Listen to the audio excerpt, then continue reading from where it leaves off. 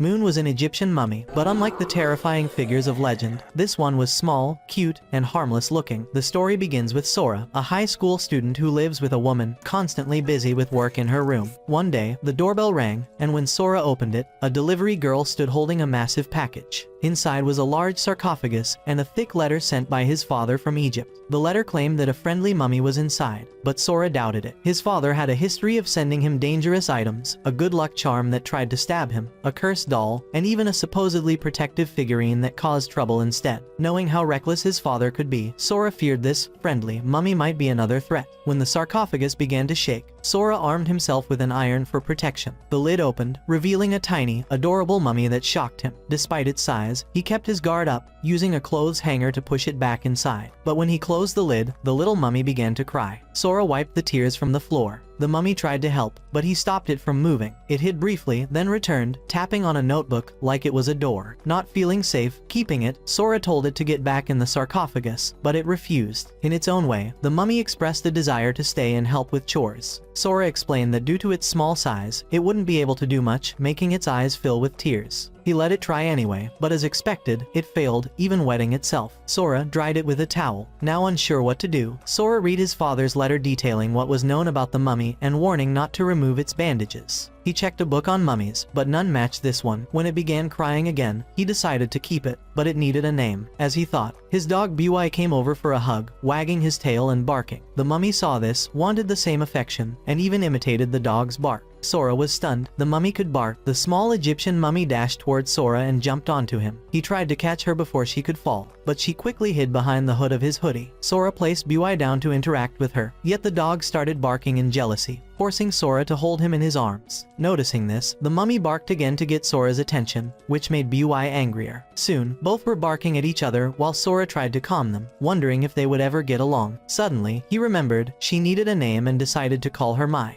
The name filled her with joy, and she moved closer to Sora, rubbing her cheeks on him to show her happiness. Sora then taught her how to drink water, but she struggled and soaked herself again. He gave her water in a bottle cap, perfectly sized for her. Then Pochi drags over his food bowl, begging for dinner. But Sora freezes, worried about what on earth to feed Muan. While Pochi eats, Muan stares at him curiously. Sora cooks something, only to find her sneaking bites of Pochi's dog food. Horrified, he stops her and offers her vegetables instead. She rejects cucumber outright, but happily munches on apples and noodles. Sora scribbles down notes on what this weird little mummy actually likes to eat. Later, when Sora leaves for a moment and comes back, he finds Muan fast asleep. Next to Pochi apparently, they've become friends after all. At school, the next day, he excitedly tells his buddy Tazuki that his dad sent him a tiny mummy and invites him over. But when they return home, Sora panics. Muan has dried up completely. He quickly gives her water, and she springs back to life. Still, he's unsettled by how often she dries out. That mystery will have to wait. Sora introduces Muan to Tazuki, but she immediately hides, refusing to let anyone touch her except Sora. Later that day, when Sora heads for a bath, Muan insists on following him. She splashes into the tub, happily swimming around. But when Sora pulls her out, he realizes she's drunk way too much bathwater, which really annoys him. The next morning at school, Tazuki hands him a book. But when Sora returns home again, Muan has dried out once more. He pours her water to revive her, and this time, she's hungry. She clumsily reaches for a massive kitchen knife, way too big for her size. Sora makes her a mini knife instead, which she loves. She cuts vegetables, happily until she slips and nearly falls. Sora rushes to catch her, but ends up with a small cut on his face. Muan bursts into tears, thinking she hurt him, but he reassures her. Hearing that, she rubs against his finger like a cat, showing she's back to her cheerful self. By dinner time, the smell of food even reaches Kaide in her room, where she's still working. Later, while Sora copies notes, Muan tries to help by flipping the pages, but accidentally crumples Tazuki's notebook. Sora makes her a mini notebook just her size. Right then, Tazuki shows up. Sora returns his notebook and goes to get snacks. Left alone with Tazuki, Muan panics, terrified of him. When Sora comes back, she's still trembling. Tazuki comments how tasty the snacks look, and Muan freaks out, thinking he wants to eat her. She bursts into tears, terrified. Tazuki only grows more curious, reaching out to touch her. In the end, Tazuki tricks Muan into coming closer and grabs her.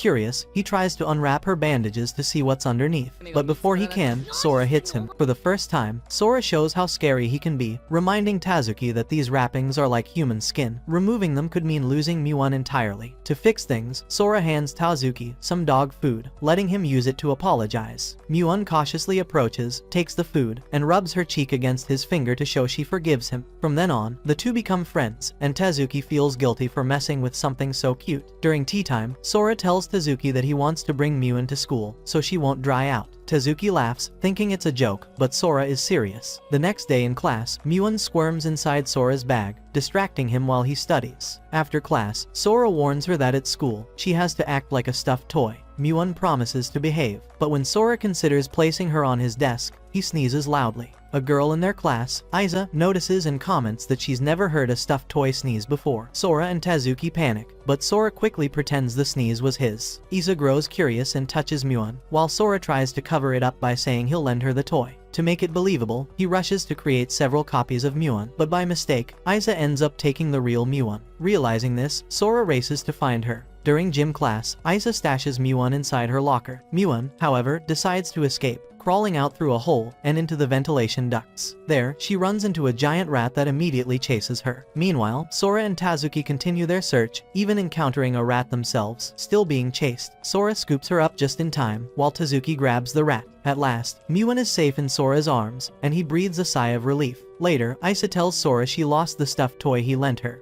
This time, Sora gives her one of the fake dolls, and she happily accepts it. The next morning, we finally meet the woman who lives with Sora. While Sora is outside taking out the trash, she notices a food container filled with dog food and questions why it's there. When Sora returns, she presses him about it. Embarrassed, he explains that it's for Muan. He then introduces her to the little mummy, revealing that this woman is actually his aunt. To Sora's surprise, his aunt isn't shocked at all to see a tiny mummy living with them. Instead, she gets excited when he mentions the coffin. Muan came in, hugging it with joy. She admits she has always wanted one. Sora, now late for school, rushes off with Muan, but soon collapses from a fever and stays home, isolating himself so he won't spread it. While sick, he tries calling his aunt for water but can't open the door due to his weakness. She ends up climbing through the window, wearing a gas mask for safety, while Muan sticks a plaster on her own face like a mask too. Confused, feverish, Sora kicks them both out of the room. His aunt decides to keep Muan close to Pochi instead and even gives the mummy Sora's handkerchief to keep warm. But Muan starts missing Sora so much that she hides her face and cries. In the meantime, Sora stumbles out of his room, burning with fever, to change clothes. Hearing Coyotes shout, he rushes over and finds Muan dried out once more. That's when the truth finally comes out. Muan dries up every day because she misses Sora so badly that she cries herself empty whenever he leaves her alone. Realizing this, Sora hugs her tightly despite his fever, unwilling to let her go. But he stumbled because of the fever. Now that Muan was with Sora, he was fine because he did not need to be away from him. After resting for a while, Sora woke up when Tazuki entered his room, carrying medicine and some food. Tazuki had to help because Coyote was sent back due to the workload.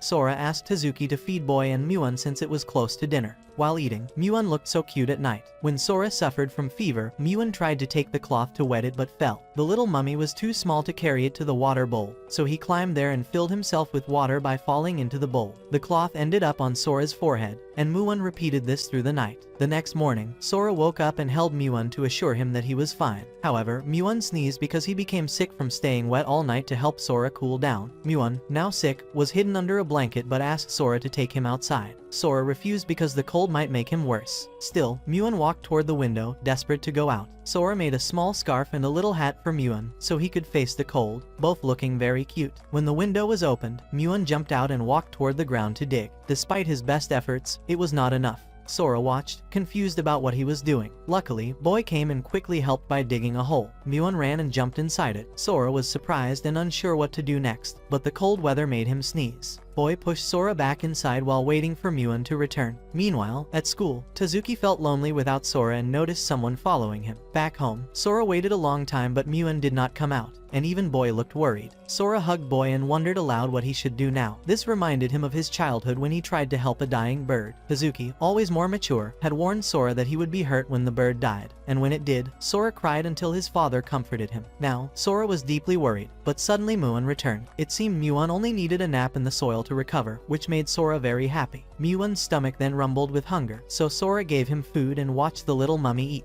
That night, Kaede returned home with healthy food for Sora and Muan after hearing they were sick, and she cooked for them. However, when she wore her glasses, her personality became much more affectionate, though Sora found it a little frightening. Muan tried to remove her glasses but was caught by Kaede. At that moment, Tazuki entered, not even impressed, and jokingly dismissed her glasses. Later, they all enjoyed a nice dinner. When Tazuki was leaving, Sora thanked him for taking care of him while he was sick. Tazuki replied, "You are like family to me," showing how close their friendship had become. That night, Sora wrote about the little mummy in his notebook, while Muan slept wrapped in a blanket, looking very cute. As Tazuki walked home, he heard someone following him. He stopped and asked them to reveal themselves. It turned out to be a small Oni. Tazuki suddenly imagined Oni as it would grow up big and muscular standing beside him, which looked very funny. The contrast was too much for him. He kept walking, but Oni continued to follow. Tazuki told him to go away and pointed him towards Sora's house if he felt cold, giving him the directions. Oni nodded as if understanding and left. When Tazuki arrived home, he went straight to his room. As soon as he opened the door, he saw the poor Oni trembling outside near his window. He wondered why it came here when he had told it to go to Sora's house. Closing the curtains, he refused to let it in and told it to find another place. After taking a shower, his sister entered his room, asking for help with her homework.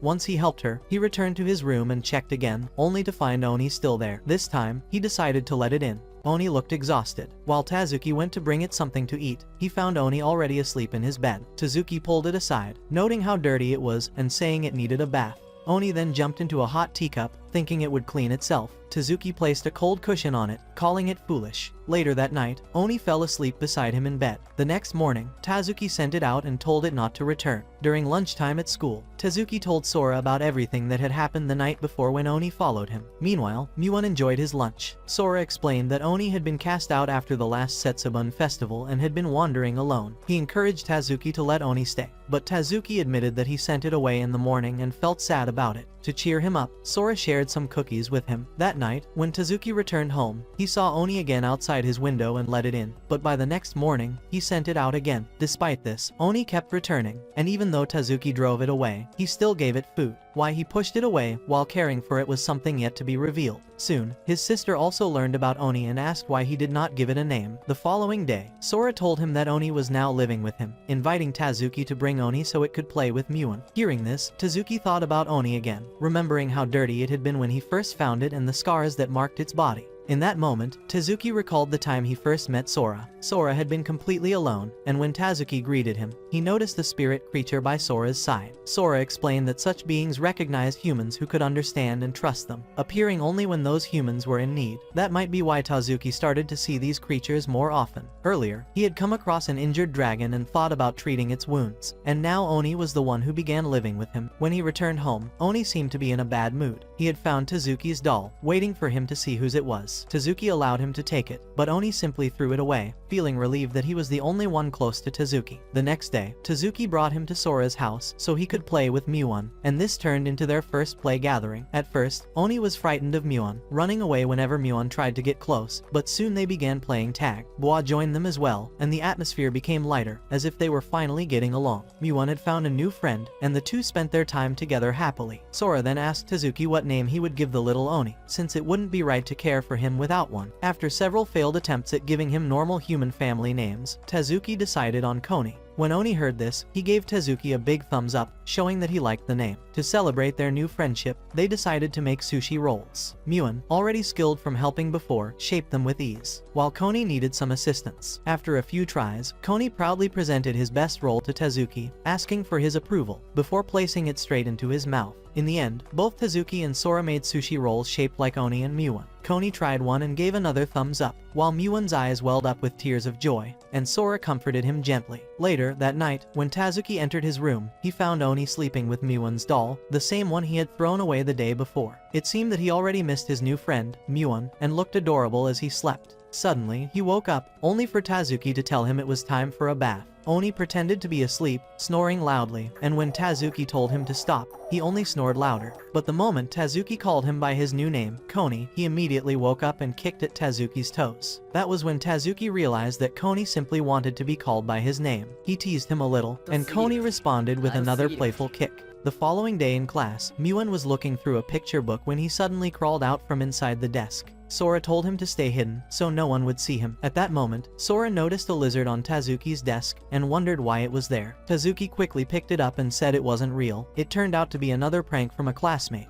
who wanted to see Tazuki's reaction to Muan's curiosity. During the break, Sora took the fake reptile toy, and Muan happily played with it, even wrapping it in bandages. Excitedly, he ran over to show Sora, but the bandages started slipping off the tail. He reassured Muan that it was fine, he just needed more practice. Meanwhile, the mischievous classmate was planning another prank but accidentally bumped into someone, dropping the toy lizard. It landed right in front of Asa, startling her so much that she screamed and ran away. On their way home from school, her friend asked why she was so scared of a toy lizard. Asa admitted that she hated lizards, even if they weren't real. That evening, Sora arrived home with Muan but couldn't find his dog. He checked his aunt's room and suddenly heard a sound coming from a box. When he opened it, he found Kit sleeping peacefully inside with Bois. Later, Sora told Muan that he was heading out to buy groceries for dinner and showed him the clock, explaining when he would be back. He asked if Muan could stay home without crying until then, promising to read him 2 bedtime stories that night. Muan imagined it happily and agreed, waving goodbye as Sora left, certain he'd return quickly. The scene then shifted to Asa, who had just arrived home. Inside, she found a note from her mother saying she had gone shopping. Asa went up to her room, only to freeze when she saw a small dragon standing there. She stared as it flew and then hid under her blanket, moving nervously at being seen. Asa convinced herself it was a lizard, and her fear overwhelmed her, bringing her to tears. The little dragon tried offering her a toy to calm her down, but she only grew more terrified, running and nearly tripping down the stairs. The dragon rushed to check if she was okay, but that only scared her more. She tried to tell her mother, only to remember she wasn't home. Seeing the dragon still following her, she panicked, throwing objects at it, even a large table. Thinking it was gone, she looked up only to find it standing beside her again. Her fear hit its peak, and she screamed. Sora was walking back from the store, checking the time, hoping Muan was doing fine alone at home. Suddenly, he heard a loud noise coming from Asa's house and wondered what was going on. Asa ran out in a panic and bumped into him, trembling so much she could hardly speak. Sora told her to take a deep breath and explain. She said there was a lizard inside and begged him to catch it. When Sora stepped into her home, he was surprised to see the whole place in a mess. Asa admitted that she caused it while trying to chase the lizard away. Sora moved toward a shoebox, thinking the lizard might be trapped beneath it, and felt sorry for it. Meanwhile, Muan was still waiting at home for Sora, unhappy about being apart from him. As Sora searched, he spotted something orange inside the box. When he pulled it out, it wasn't a lizard at all, but a small dragon. He asked Asa if this was the creature she meant, but she became even more terrified and collapsed. The dragon pointed at her, showing Sora that she had fallen down the stairs earlier while trying to escape, hurting her leg. Sora asked if her knee was injured, and the dragon looked worried for her. Asa remembered everything and realized the dragon had followed her because it was concerned about her. She apologized for how she had acted, and the dragon handed her a flower to show it was okay. At that moment, she hugged it tightly, thanking it for caring about her. On the way back to Sora's house, Asa walked alongside him and asked if Tazuki could join them. She wondered if Sora and Tazuki were close, and he explained that they had been childhood friends. He recalled how Tazuki always stayed by his side in middle school, helping him when he was alone, even if he seemed cold on the outside. By then, Muan had grown restless, waiting for Sora, and when Sora finally came home, Muan rushed toward him. But seeing the same stuffed toy Sora had brought to class, Muan hesitated, unsure if he should act like the toy or not. Tears welled up in his eyes until Sora picked him up gently to comfort him. Soon after, Sora explained everything to Asa, while Muan and the dragon began to get to know each other. Asa was amazed, feeling like she was inside a storybook filled with magical creatures. Sora told her they were real, but they stayed hidden from humans because some people might try to hunt them. He warned her not to tell anyone. Muan and the dragon quickly became friends, playing together happily. When Tazuki arrived, Sora wanted to surprise him by blindfolding him, but the dragon spoiled it by showing up early. Sora laughed, saying that Tazuki had always dreamed of seeing a dragon. Sitting together, each with their spiritual companion, Asa offered the dragon meat, but it refused.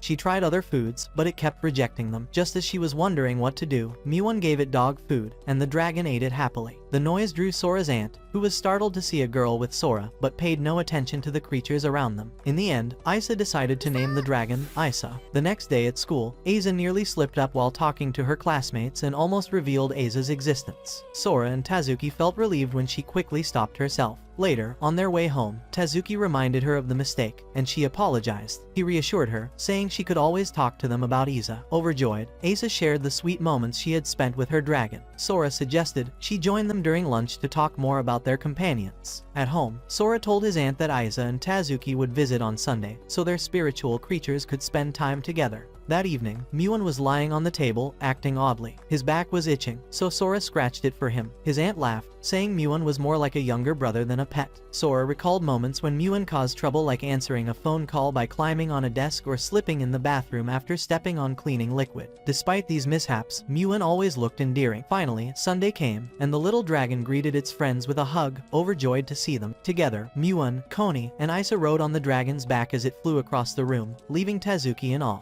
Isa then revealed something special, a message written by Isa. Everyone was amazed at how smart the dragon was. Tazuki even began teaching it English letters, surprised at how quickly it learned. Soon, all their companions started exchanging little notes. Muan handed Sora a message, and Sora opened it with a serious face, only to smile brightly. It simply said, "We will always be together." Asa remembered the first time Isa gave her a note, thanking her for everything, which had left her stunned. Sora now understood why the dragon wanted them to handle the letters with care. Coney tried writing something for Tazuki, but instead of meaningful words, it looked more like the name of a food, making them laugh. Tazuki could only sigh, realizing his companion wasn't exactly the smartest of the bunch. Coney approached Tazuki and handed him a letter. Tazuki assumed it was a food order, but when he opened it, the letter said, "What do you think?"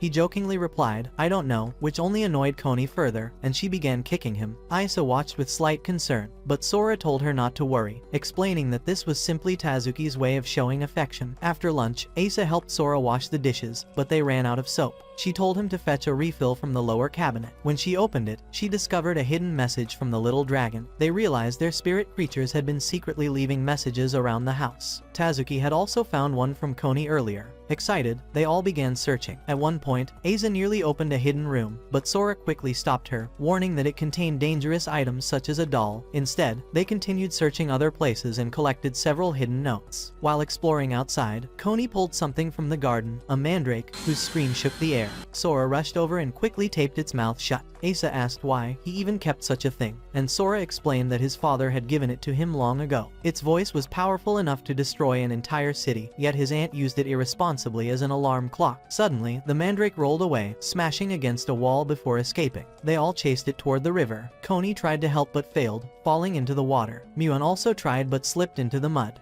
Just as they were about to lose it, the little dragon swooped in and carried the mandrake back. Everyone praised the dragon, though Muan lowered her head and hid inside Sora's hoodie. Relieved, Sora returned the mandrake to the garden. Sora then noticed Muan, looking down, appearing troubled. Later, when Coney shivered from the cold and had a runny nose, Muan carefully covered him with a blanket and wiped his nose. Watching this, Sora recalled his aunt's words and realized Muan wasn't just cared for. Muan herself cared deeply for others. This truth had always bothered Muan, who wished to be the one looking after everyone. Sora smiled at this understanding, confusing Muan, who wondered about his sudden grin. That evening, after a fun day, the little mummy waved goodbye to the others. They all waved with both hands, but Coney stumbled and fell while doing so. Later, during bath time, Sora smiled as he saw the words "always together" written on the mirror by Muan. Meanwhile, in Isa's room, she thought of bathing but felt too tired. The dragon waited, wondering when she would decide, but ended up bathing alone because she took so long. When Asa finally suggested they bathe together, the dragon had already finished. Elsewhere, Coney nearly fell into hot water but was saved by Tazuki, who ended up soaked as well. Afterward, Coney was given his own bath.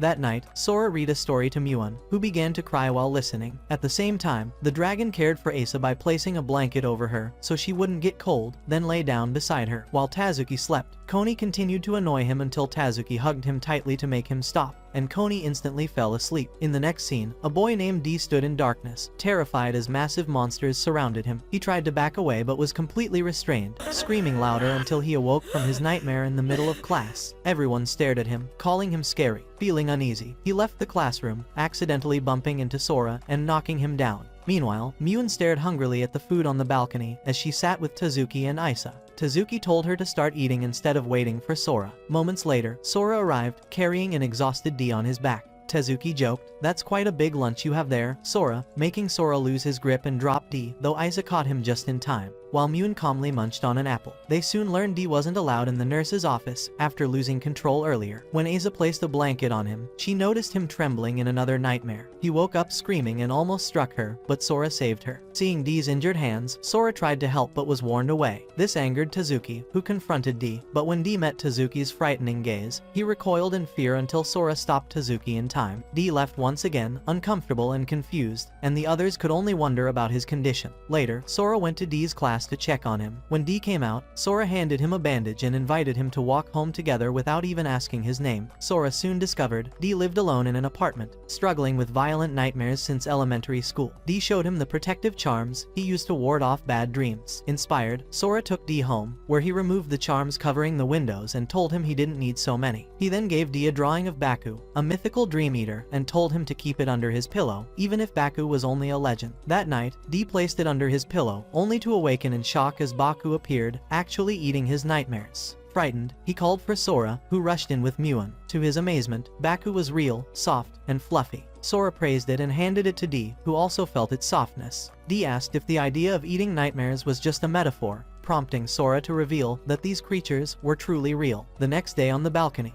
Sora told Tazuki and Ayasa about Baku, while Muan happily ate noodles. Ayasa was thrilled and wanted to see it. When Sora told her it was resting with a pillow, they tried visiting D's class, but he was absent. The same thing happened the following day. Concern grew, but 3 days later D returned, freshly groomed, explaining he had finally been sleeping peacefully. He apologized to Asa for nearly striking her, but she told him she understood. She invited him to lunch, and he accepted. Later on the balcony, an awkward silence hung between D and Tazuki as they waited for Sora and Isa. Tazuki reintroduced himself, asking about D's condition, and slowly broke the ice. When the others arrived, Muan tried to get them to play a game, barking until they slapped each other's hands. They both complied, and Muan barked again to end it, making everyone laugh together. Soon after, Muan, Isa, and Connie met Baku. They tried climbing on it, but Baku tossed them off indifferently. When asked if he had named it, D said he called it Mukoku for now until he thought of a proper name. As they all sat on Baku, it suddenly darted forward at incredible speed, making D note it moved faster than sound. Suddenly, Boy appeared, and Sora began snapping photos of all the spirit creatures together as they slept. The next day, D approached Sora and thanked him sincerely for being a supportive friend during such a difficult time, crediting Baku with ending his sleepwalking and nightmares. A few days later, D asked Sora how Baku managed to enter his locked room while he was asleep.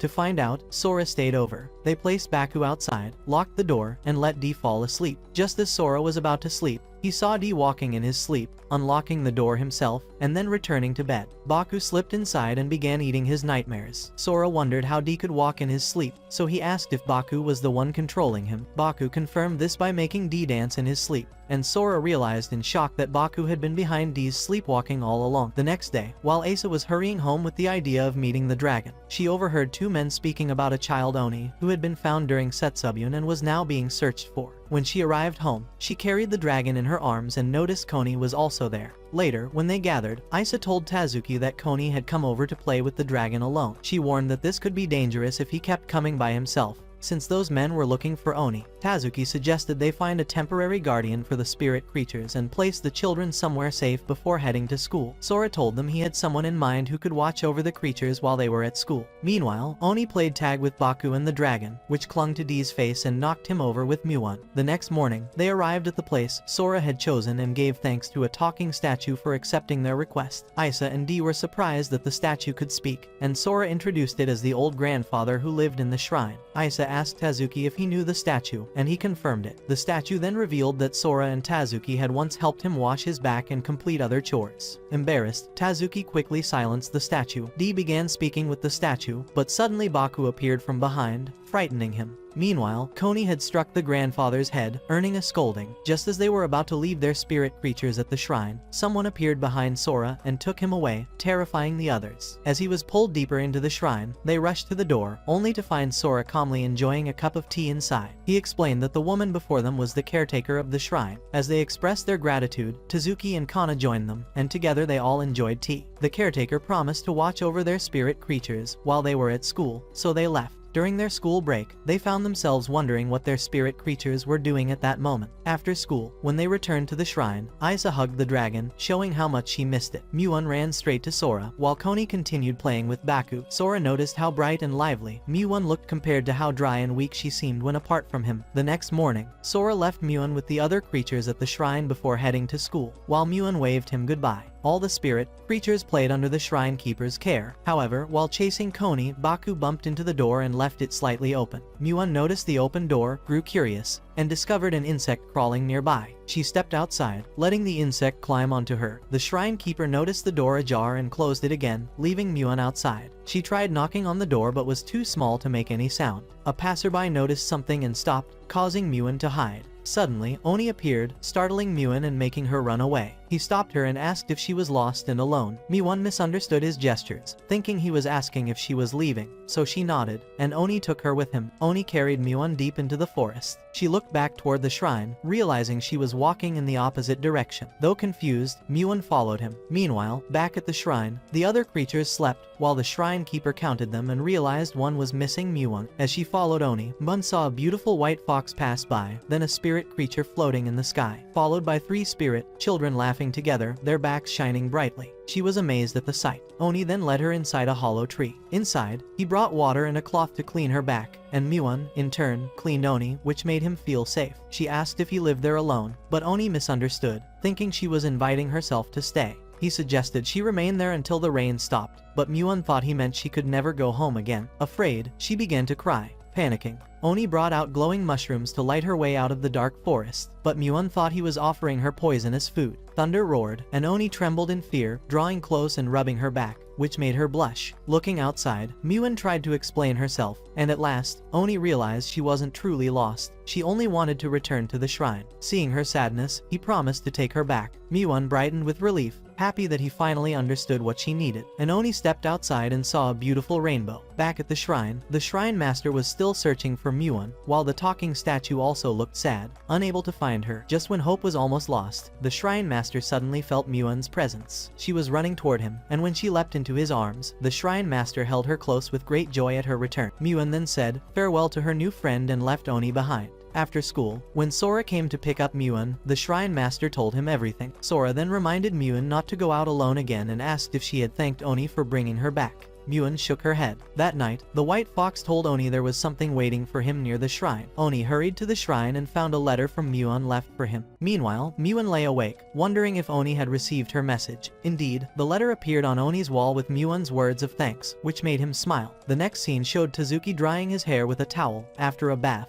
His sister came in and asked if that stupid pig had been with him. Tazuki asked what had happened. She told him that Koni had eaten her cakes again. While Koni was sleeping carelessly, she cried, saying Sora had made those for her and that she had been planning to eat them after school. Tazuki wiped her tears and promised to ask Sora to make more, but she answered that she could forgive Koni once or twice. This was the 9th time. Tazuki was stunned while Koni kept on sleeping. Later that night, Tazuki tried to explain to Koni that what he had done was wrong, but Koni refused to listen, which only fueled Tazuki's anger. He told Koni to leave his house since he was always causing trouble. Koni began remembering the times people threw stones at him, leaving him lonely, and now he felt the same way again. Pretending not to care, he closed his eyes and slept. The next morning, Tazuki woke up to find Koni gone. At school, during break, everyone was talking about their spirit creatures. D mentioned how Muan always wrote, always together, on the apples. D asked if it wasn't a little scary that Muan kept writing the same words over and over. Sora explained that Muan had only learned those letters and memorized them like symbols or pictures. That day, Muan also explained to the dragon what she wanted to write, and the dragon turned it into letters so she could copy them. While they were talking about their creatures, Tazuki seemed distracted. Sora asked what was wrong, and why Koni hadn't come to the shrine that morning. Tazuki told her that Koni had gone somewhere, as he always did whatever he wanted. Later, when Tazuki arrived home, his sister told him she had made rice cakes for Koni because she had been too harsh with him the day before. Concerned, Tazuki checked his room, thinking Koni was playing a prank and hiding somewhere, but he was nowhere to be found. Night came, yet Koni had still not returned. Tazuki wondered if he had truly left and felt regret, realizing he had been trying to push Koni away since the beginning. The following day, Sora asked Tazuki if he was alright, noticing he looked sleep-deprived. Later, he dropped his notebooks and even ordered the wrong drink from the vending machine. He seemed so lost that his classmates had to tell him he was holding his book upside down. Meanwhile, Muan was using paints with the dragon and Baku to write something.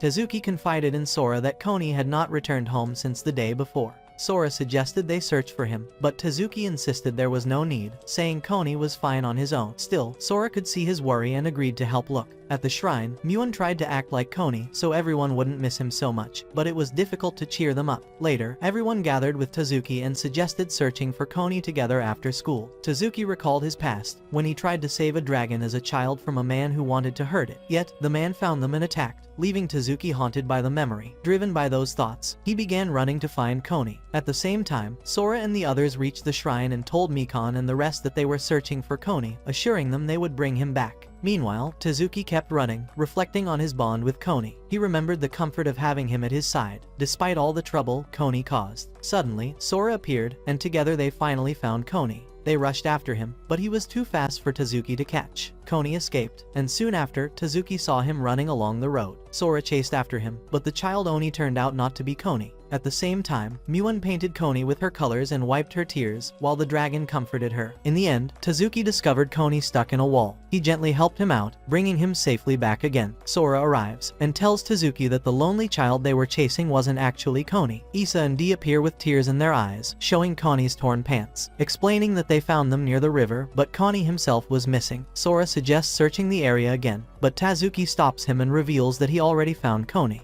Everyone looks at Koni with joy in their eyes, relieved that he is safe. Koni stands holding a flower in his hand, still without pants. Sora asks Essa and Dee why they are wet, and they explain that they jumped into the river while looking for Koni. Tazuki thanks them for their help and admits that he should rely more on his friend. Back at the shrine, they are surprised to see a picture created by Muan and the others, symbolizing unity, just like Muan often writes in his letters. On the way home, Tazuki recalls how taking food without asking makes his sister sad. He also remembers his past, when he once tried to save a dragon but suffered trauma that left him hesitant to keep a pet, fearing he might fail to protect it one day. But now, he realizes he cannot live without Koni, and he promises to stay with him happily and always help him. Meanwhile, Koni remembers the times when people threw stones at him, leaving him lonely, and also recalls seeing a girl holding hands with her mother. Wanting that same warmth, his eyes fill with tears. Tazuki reaches out his hand, offering the bond Koni had long desired. When they arrive at Sora's house, they find a letter from his aunt along with a box. The letter explains that she is away for work and that the box was sent by his father. Suddenly, the box begins to shake, worrying Sora and Muan, who fear that his father might have sent something dangerous again. At that moment, the doorbell rings. It is Tazuki and Koni. Instead of opening the door, Sora tells Tazuki through the phone to come later because he is busy. But Tazuki goes to Sora's backyard and insists on entering, saying that Sora always keeps him outside whenever his father sends something. Sora lets him in, but the strange box still worries them. With caution, Sora and Koni prepare their weapons for protection. Sora insists that Tazuki take the children outside because it might not be safe, while he opens the box himself. A black mist escapes, glowing eyes staring at them from within, questioning why Sora is ready to attack. As the mist clears, they see it is a speaking Anubis statue. Sora asks if it will attack them, and Anubis replies that Sora just looked aggressive.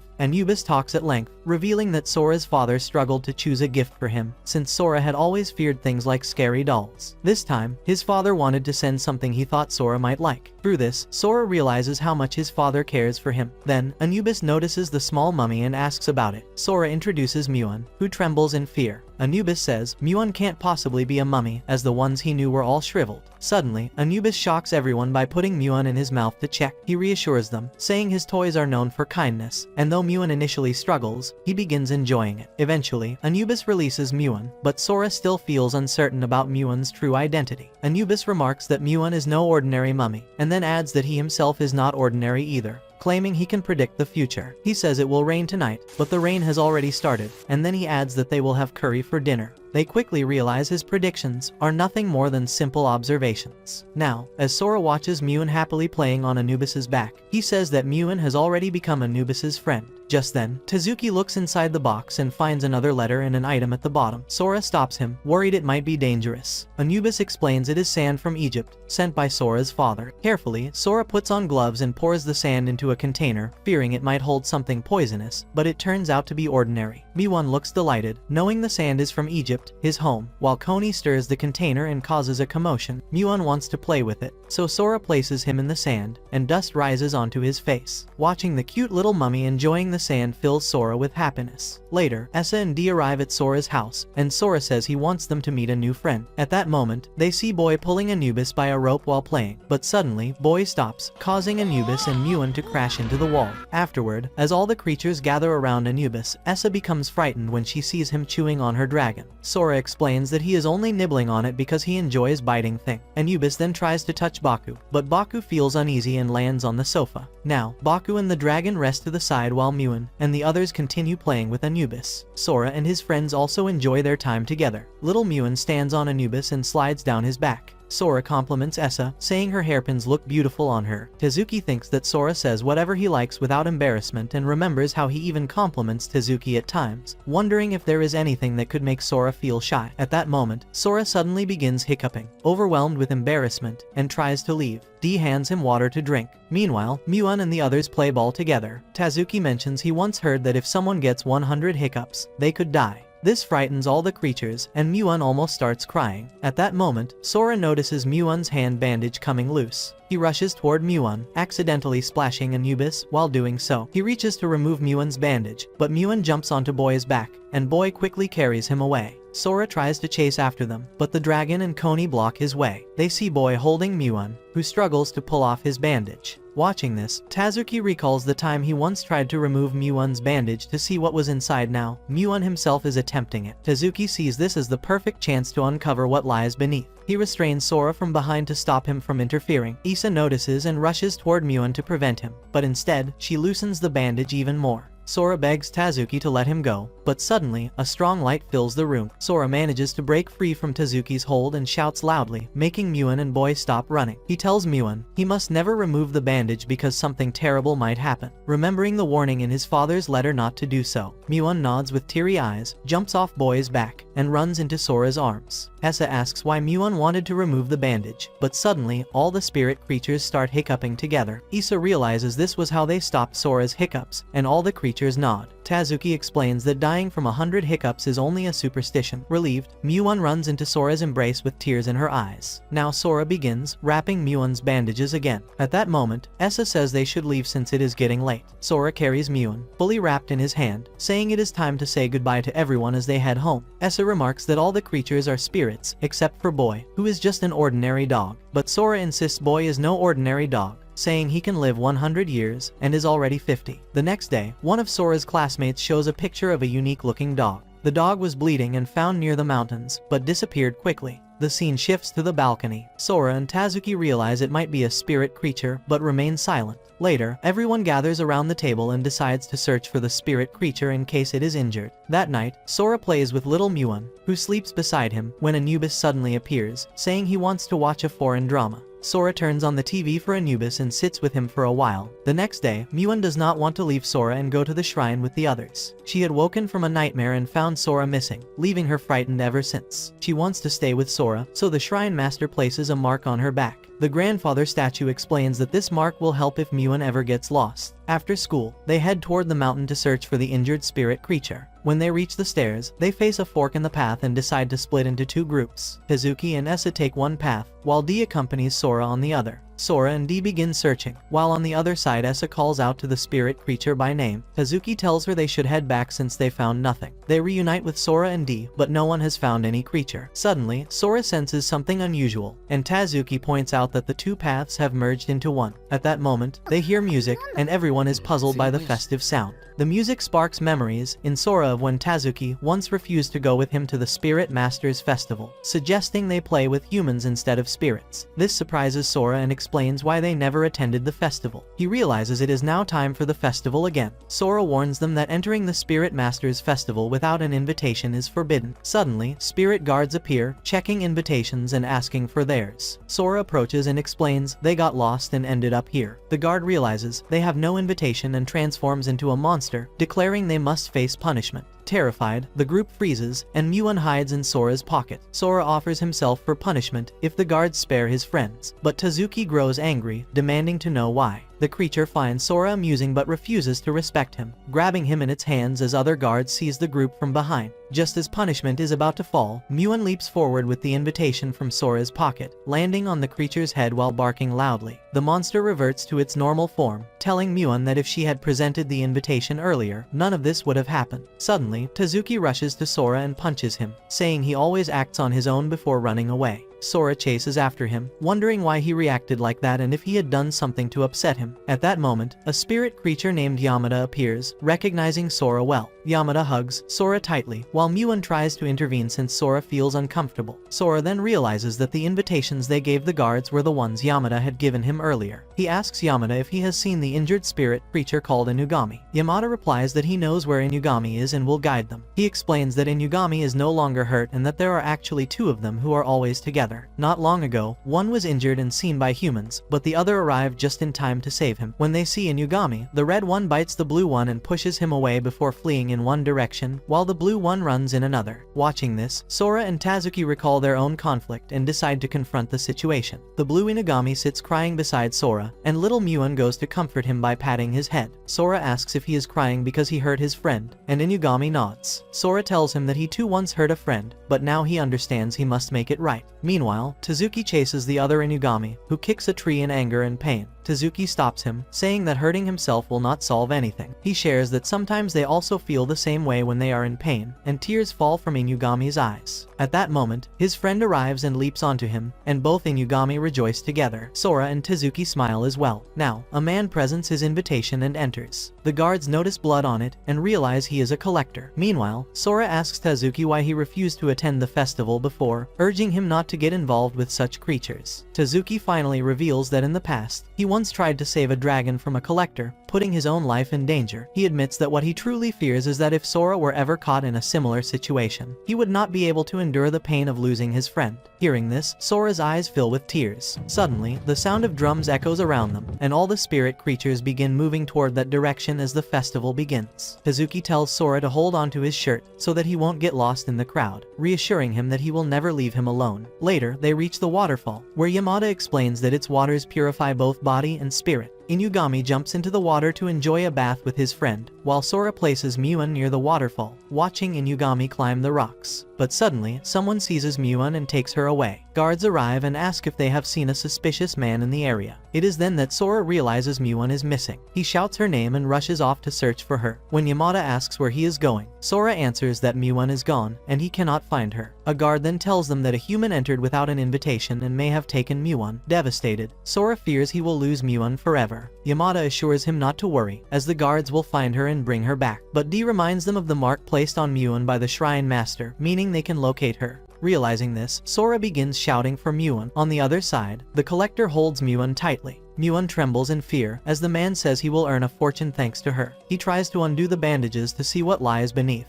The protective mark begins to pull away, carried upward by its thread. Tazuki calls for everyone to look above, but no one else can see it near the waterfall. Only Tazuki, with his sharp vision, can see the mark high in the air. Sora asks Yamada for the direction to reach it, but Yamada explains the path is too long. Determined, Sora decides to climb the rocks beside the waterfall to reach Muan quickly. At that moment, Essa offers to help by throwing him upward. Sora runs to her, and with her strength, she hurls him halfway up the cliff. He begins climbing eagerly, desperate to reach Muan, but as he steps onto another rock, his foot slips, and he begins to fall. Everyone gasps in shock, but Inugami leaps forward just in time and saves Sora from falling. Together, they continue the climb, pushing upward toward the top. When they finally reach it, Sora thanks Inugami. Now they spot Muan's mark, and the collector cuts the thread to break it away. Muan tries to escape, but the collector grabs her again. At that moment, Sora arrives and demands him to return Muan. Despite his injuries, he groans in pain but refuses to back down. The collector silences him by pressing harder. Sora leaps toward him, trying to take Muan back, but the man shoves him aside, declaring that this creature will bring him wealth. Sora shouts that Muan is his family, not something for sale. Suddenly, the voice of the Spirit King resounds, calling the collector a foolish human who must face punishment for his sins. Roots burst from the ground, wrapping tightly around the man. A dark cloud gathers, and a bolt of lightning strikes Muan, sending her flying into Sora's arms. The collector is left unconscious on the ground. Relieved beyond measure, Sora holds Muan tightly. The collector is captured, pleading for release. Spirit creatures approach with gifts, and Yamada explains that they are for Sora, the hero who caught the thief. Muan also receives a gift that delights her. Later, Sora presents a gift to the Shrine Master. When she accepts, she blushes, and Sora thanks her for the protective mark on Muan. Meanwhile, Essa notices Koni hitting Tazuki, who still wants to play more. Sora then suggests they all gather at his home. Inside, Kaede greets them warmly. D, surprised, remarks that she looks like a model and says he admires her. Sora confirms she is indeed that model, taking her hand excitedly and declaring that he is now her biggest fan. When Anubis notices the gift box, he asks about it. Sora tells him it is from the festival. The other creatures then pull Anubis away, complaining that Sora never took them to the festival. He quickly realizes they are all upset for missing out and begin pretending to be angry. Koni jumps to strike Tazuki but fails, while D tries to explain to Baku that it wasn't intentional. Still, Baku leaps to slap him. Essa moves closer and embraces him, but he shows no reaction. Sora begins staring at the box and tells them of a legend, that large boxes may sometimes hide dangerous things. Everyone grows tense and uncertain as he hesitantly opens it. But inside, they discover festival costumes. One by one, everyone puts on their kimono. Tazuki remarks that no one would have imagined the box would contain so much. Tazuki asks where the outfits came from, and it is revealed she already had them from her work. Soon, all the spirit creatures appear in their outfits, amazed at how cute each one looks. For a game, D ties a thread to Baku, who dashes forward to pull a cloth, but the cloth flies from his hand, revealed to be a magical one. Next, Tazuki prepares to play the shooting game, yet the target suddenly begins moving. Just as he is about to fire, Koni interrupts to try first but misses, then turns her frustration on Tazuki, hitting him instead. Muan tries next, but ends up striking himself instead of the target. Now Tazuki takes his turn, landing every shot, without missing once, earning an unexpected victory. Everyone bursts into laughter when Koni puts on one of the masks, which looks strange and hilarious. Afterward, the dragon attempts to win a balloon with bait. He tries to pull the orange one, and Essa helps, but together they end up pulling down all the balloons tied to it. Essa praises him, calling it great work. Anubis asks Sora to place one in his mouth, but when he tries to bite it, the balloon pops loudly. Sora laughs, while Tazuki throws a towel over his head. The two sit in the corner, watching the others enjoy themselves. Muan approaches Sora, who feels at peace in the moment. He tells everyone he wants to stay with them like this forever, suggesting they all take a trip during summer vacation. D eagerly proposes going to the beach, while Anubis prefers camping in the mountain. The spirit creatures grow excited at the idea. Tazuki looks at Sora and tells him they will be together forever. The next morning, Muan wakes up to Sora calling him for breakfast. The two bow their heads before eating. Muan begins to eat but spills water on himself. Seeing him struggle, Sora wipes him clean, asking if he is okay. Later, Muan helps Sora hang the laundry to dry and remove the dirt from the bedding. And the story ends here. We hope you enjoyed it. Don't forget to like the video if it brought a smile to your face. And tell us which spirit creature did you like the most.